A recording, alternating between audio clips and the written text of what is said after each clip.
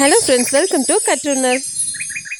சளி இரும்பெல்லாம் இருக்கும்போது இந்த மாதிரி சூப் செஞ்சு கொடுத்தீங்கன்னா நல்ல ரிலீஃப் கிடைக்கும்.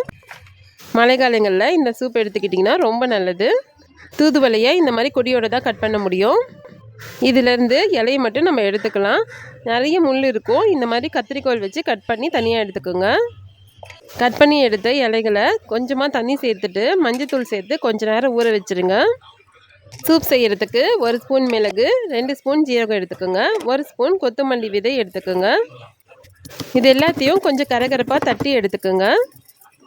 இது கூடவே 10 சின்ன வெங்காயத்தையும் தோல் உரித்து சேர்த்துக்குங்க.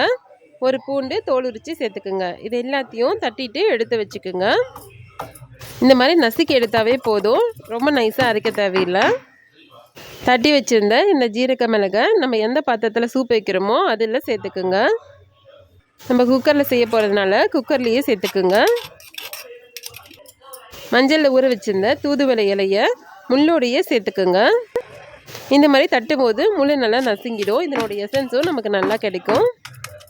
இதை மிக்ஸி ஜாரில் சேர்த்து கூட நீங்கள் அரைச்சிக்குங்க. ஆனால் சூடாகாமல் அரைச்சி எடுத்துக்குங்க. நம்ம தட்டி வச்சுருந்த தூதுவளை இலையை ஏற்கனவே போட்டு வச்சுருந்த ஜீரக மிளகு கூட சேர்த்துக்குங்க. அவ்வளோதாங்க. இதில் கொஞ்சம் கூட எண்ணெய் சேர்க்க தேவையில்லை. குக்கரை அடுப்பில் வச்சுட்டு கொஞ்சம் மஞ்சத்தூள் சேர்த்துக்குங்க. 2 தக்காளியை பொடியாக நறுக்கிட்டு சேர்த்துக்குங்க. சூப்புக்கு தேவையான அளவுக்கு தண்ணி சேர்த்துக்குங்க. நான் 2 சொம்பு அளவுக்கு தண்ணி சேர்த்துருக்கேன். இது எல்லாத்தையும் நல்லா கலந்து விட்டுருங்க. இது எல்லாத்தையும் கலந்து விட்டுட்டு மூடி போட்டு சிம்மில் வச்சுக்குங்க. இல்லைன்னா மீடியம் ஃப்ளேமில் வச்சுட்டு 5 இல்லைன்னா 6 விசில் வைங்க. நம்ம ஸ்லோவாக வச்சு வேக வச்சோன்னா தான் தூதுவளையில் இருக்க எசன்ஸ்லாம் நல்லா இறங்கும். குக்கர் விசில் அடங்கினதும் ஒரு வடிகட்டியை வச்சு இந்த மாதிரி வடிகட்டிக்குங்க. தூதுவளை சூப்பை வடிகட்டி எடுத்துட்டு கரண்டியில் நல்லா அழுத்தி விடுங்க. இந்த இலையில் இருக்கிற எசன்ஸ்லாம் நல்லா இறங்கிடும். அவ்வளோதாங்க. இது கூட தேவையான அளவுக்கு கல் உப்பு சேர்த்துக்குங்க. கொஞ்சமாக கொத்தமல்லி இலை சேர்த்துட்டு பரிமாறலாம்.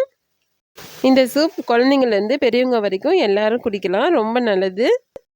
அவ்வளோதாங்க. கொஞ்சம் கூட எண்ணெய் சேர்க்காம ஆரோக்கியமான தூதுவளை சூப் ரெடி ஆகிடுச்சு. சளி இருமல் இருக்குன்ற டைமில் நீங்கள் இந்த சூப் குடிச்சு பாருங்கள். உங்களுக்கே நல்லா டிஃப்ரெண்ட் தெரியும். இந்த ரெசிபி உங்களுக்கு பிடிச்சிருந்ததுன்னா லைக் பண்ணுங்கள், ஷேர் பண்ணுங்கள், கற்றுனர் சேனலை சப்ஸ்கிரைப் பண்ணுங்கள். தேங்க்யூ.